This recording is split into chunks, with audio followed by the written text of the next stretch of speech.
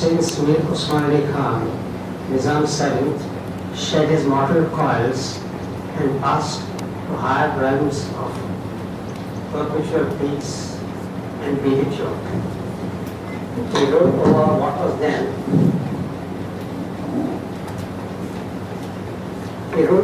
was then the largest princely state in pre-independent India. The state was one of the richest in the subcontinent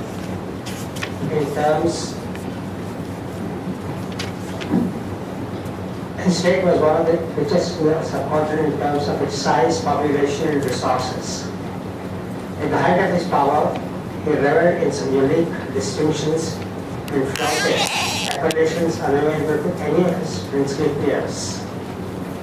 A 21-gun salute and a string of titles and sterling honorifics.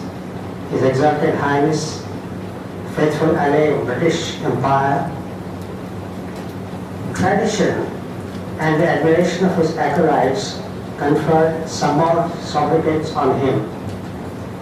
Internally, he was the unquestioned master of his vast domain. If sovereignty denotes a clear authority and specified jurisdiction of a ruler over an identifiable territory and the people inhabiting it, the Nizam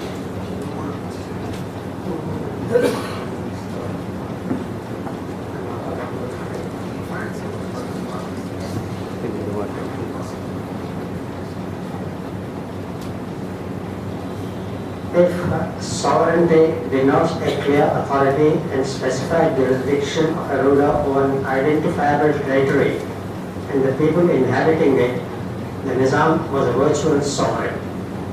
He had the power indeed to administer his own territory, to create laws without external influences, subject only to equity, justice, and with regard to established principles of law. In that sense, no outside power possessed any authority within the territorial limits of the state or upon the citizens within its territory. That the Imperial British government did not ever concede his claim of kingship or sovereignty is quite another story. It would nevertheless seem that the Nizam viewed himself as being far above, different from, and superior to the vicinity of 500 other big or small princes ruling over a variety of states of varying size and viability. This, despite the fact that the then British masters of India, who tactically transformed themselves into what they called the paramount power, never acknowledged or recognized his assertions of kingship. To them, he was just another prince, like numerous other princes of its time. For one who so dominated his state for much of his adult life, Usman Ali Khan's fade out from his seemingly perpetual center stage and spotlight was paradoxically unremarkable. The eventual loss of his power, in stark contrast to the earlier blaze of glory, was abrupt, a consequence that was self-created and self-invited. The final phase of his sojourn on earth was sequestered away from prying eyes and vulgar gaze. By the time of his demise, the last Nizam had slid silently into a cloud of anonymity in the face of onrushing currents of altering history. It had not always been so. While Usman Ali Khan was in the seat of authority, he ruled like an absolute monarch. He knew no other manner or mode of exercising power. During the high noon of his reign, he was the recipient of wide and royal adulation by a variety of chroniclers and biographers. None dared question his deeds and decisions.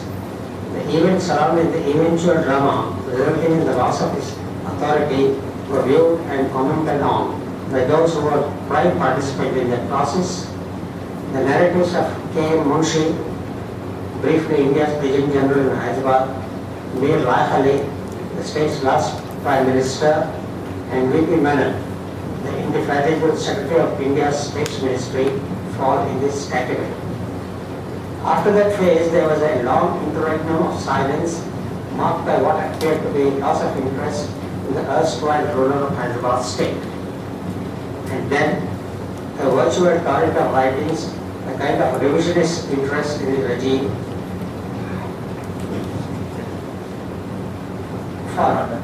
While the earlier works seem to err as being subjective, the later crop of writers appears to have tilted to the other side, a lament for the lost empire.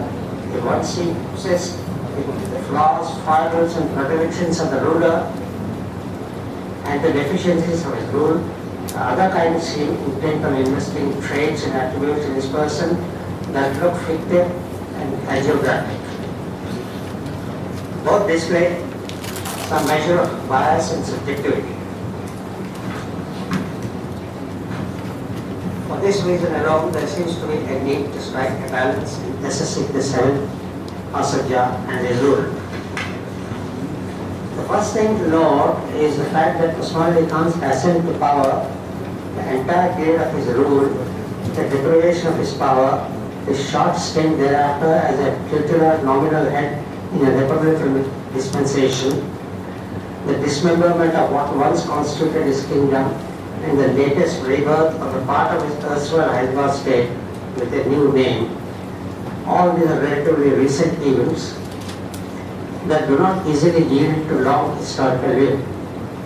Secondly, the region which formed a part of his state, indeed the country itself, is vastly different from those Halcyon Nizami days of leisurely passivity. The world, its ideals and compulsions, and the complexion of the polity itself have changed unalterably. Secondly, the favorite kingdoms of yesterday, in reality no genuine kingdoms but numerous feudal and backward territories that had long subordinated themselves to the British hegemony over India, have disappeared without trace. And so many of the cherished societal norms, values and attitudes in order that, and so have many of the cherished societal norms, values and attitudes. In order therefore to recapitulate the times past, it is essential not to apply today's normative standards and ideals to an earlier era when feudal practices held sway and personalized paternalistic exercise of power of the sole means of governance. Once we understand and get past these two constraints, it may be possible to scan the last Nizam rationally, devoid of prejudice as well as excessive adulation. For all the tall claims of uniqueness and exclusivity made by the loyalist writers, the Nizams were no different from 500 other native princes of their era. He was at best the primus inter pares, being the ruler of the largest princely state of India, but really not significantly different from other native chiefs. One basic difference was that of ancestry. Some of the rulers were obsessed with exaggerated or imaginary notions of antiquity and lineage. Like one prince who traced his descent from Lord Rama, no less, and some who had laid claims to Vedic provenance. The Nizams mercifully did not trace divine or exotic ancestry. The Asafjahis, better known as Nizams, were political legatees of the Mughal paradigm. 200 years after the decline and disappearance from power, elements of Mughal administration, architecture and culture were still on display in Hyderabad. The quirks, foibles and peccadillos of India's princes of yesteryears have been adequately, even excessively written about, enough to state that in a majority of cases the chiefs ruled by whim and caprice and not by enlightened wisdom or discernment. Up to about the middle of the 19th century, this was true of Hyderabad as well, even as she slipped increasingly under the influence of British rule. Then came the diwanship of Sir Sarajang, whose efforts at administrative improvements ushered in an era of what might be called modernity, where an individual with ability and experience was inducted as diwan or minister in some states. The resulting improvements were visibly wholesome. Men like Sarmita Ismail, V.T. Krishnamachari, Dinkar Rao and Vishweshwaraya, Jahangir Bhutto and Muzaffar Ali Khan rendered useful service at different points of time in some of the states. The states that did not follow this example remained mired in relative backwardness. In Hyderabad itself, Sir Sarajing was followed at intervals by Sir Ali Imam, Sir Akbar Hadri and Sir Mirza Ismail, who, across succeeding decades and in varying circumstances, contributed to the state's progress. It needs to be noted, however, that the likes and dislikes, preferences in predilections, or just whim of the palace held complete sway over the state governance and administration. The minister could initiate and drive a point only up to a point, and then hope for the ruler's smile or nod of approval. Mir Usman Ali Khan, no less capricious than the next prince, seemed nevertheless able to rise above plain whimsy.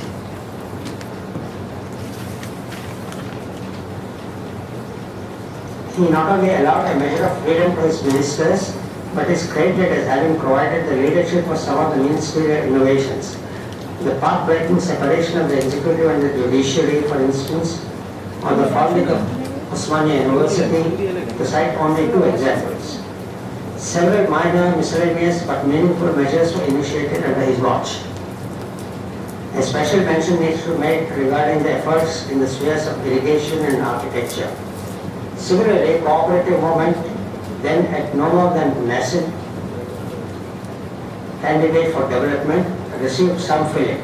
Health situation continued to present problems, probably because multiple systems of healthcare like Unani, Ayurvedic and allopathic cure appeared to be contending against one another and did not help that the Nizam was himself a votary of the Unani method.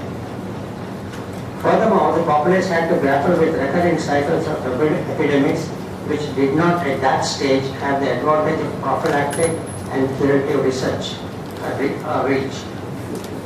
Likewise, despite the founding of the state's own university and a pioneering attempt to impart higher education in a vernacular lingo, education continued to be quite nearly inadequate at the basic and middle levels. While the construction of irrigation projects like Nizam Saga and Vira were welcome initiatives, allotment of large swathes of arable land under the completed projects to non-farming communities negated the potential gain to an extent. But it was in the fields of political reform and rural development that inadequacies showed up rather conspicuously. The princely class as a whole was allergic to votes, ballots and electoral processes, and Hyderabad was not differently disposed from others in this regard. As for rural economy, in spite of attempts of Nizam's government to extend the Kavi loans to farmers and occasional remissions of land revenue, the plight of agriculturists continued to remain dire in the state as much as in other states and indeed elsewhere in the country. Rural indebtedness was pandemic. With very few exceptions, the condition of villages in all three regions of the state was dire and dark, where ignorance, backwardness and indebtedness reigned pitilessly. The government's ameliorative actions in this sphere were either ineffective or, where such attempts were made, inadequate.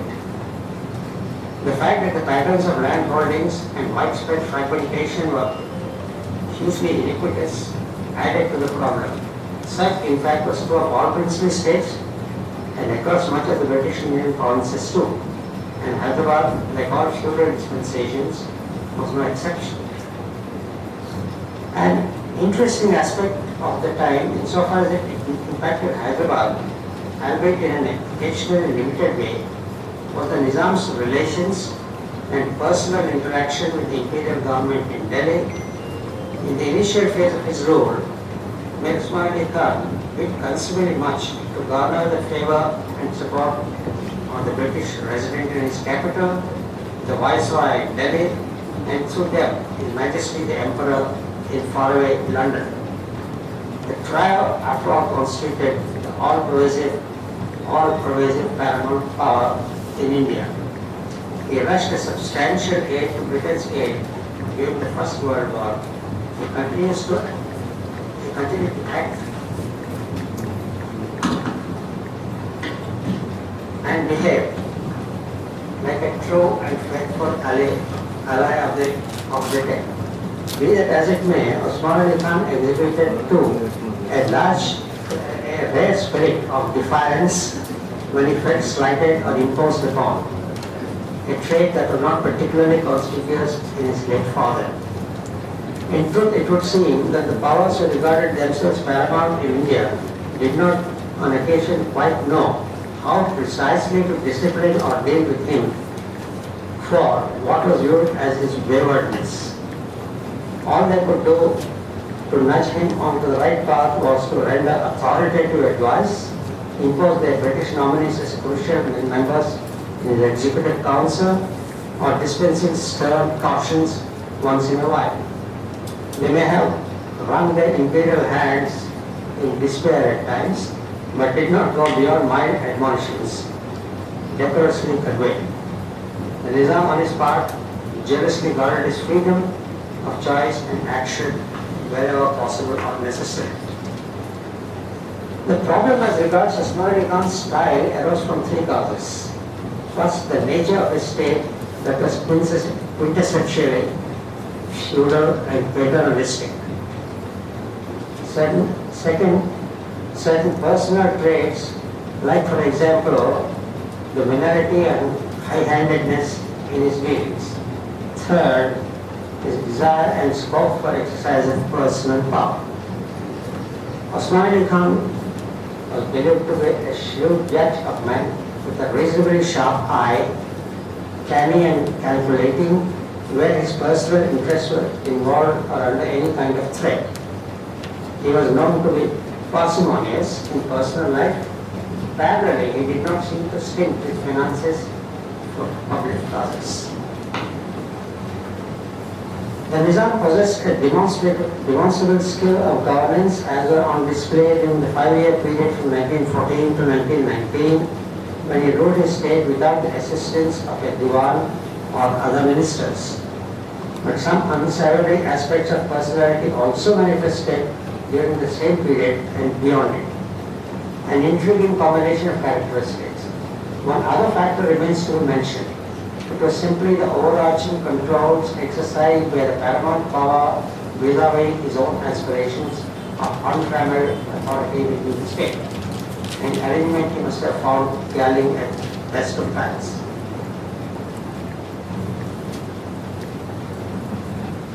These same factors were the prime markers of the rulers of all major princely states. They assumed sharper focus and gained greater relevance in as much as his Hyderabad, unlike others, was a premier state. In terms of administration, though, Hyderabad compared well with a few other well-administered princely states like Mysore, Baroda, and Travancore, Cochin. If there were dominant grievances and latent anger, they remained subdued, just as they did in other princely states.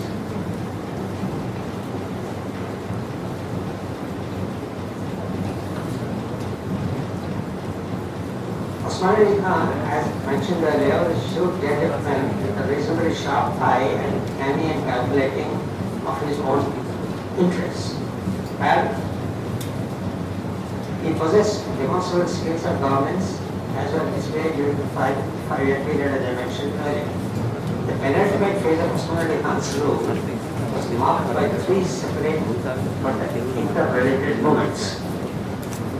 A strong left-inspired uprising in the countryside, the rise of minoritarian party bent on perpetuating the existing power structure in the capital, and a national party that was intent of state merger with the newly independent India. In the wings were hovering smaller groups contributing their share in confusion to an already messy situation. In the final days of his rule, all of the wanted shrewdness, capacity of diplomatic adjustment to emerging trends around him and all across the princely India, all these seemed to desert him at a critical juncture in his fortunes. As his trusted allies were poised to depart from India, he chose to rely on those very departing in British for continuance of his rule. He seemed to expect that the newly created Pakistan would come to his succor in the hour of trial. He appeared to anticipate that the Security Council in distinctly successful rescue his tottering boat. He even hoped his largely ceremonial army and the racked up but violent militia would protect his state. Nothing seemed likely to work, and nothing unsurprisingly worked. After a surreal 11-month drama of futile negotiations, the final curtain came down on the Asafjahi regime that had ruled the state for 224 years. The lifelong regime of the 7th Nizam was a brief saga of contrarian trends. There were bright beats of progress, ordering with dark patches of outdated feudal mindset. He represented a class of power wielders of an earlier era who were losing their centrality and relevance in the fast-changing post-war world. He presided over a matrix of socio-cultural dispensation which accorded primacy to notions of birth and nobility that was distinct from the middle and poorer sections of society. Despite some dedicated efforts at industrialization, currency stabilization, provision of health care and basic education, irrigation and public work facilities, the overall effect and impact of these measures was less than anticipated. There was progress and development certainly, a certain amount of tranquility in the air until about the middle of his 38th year reign.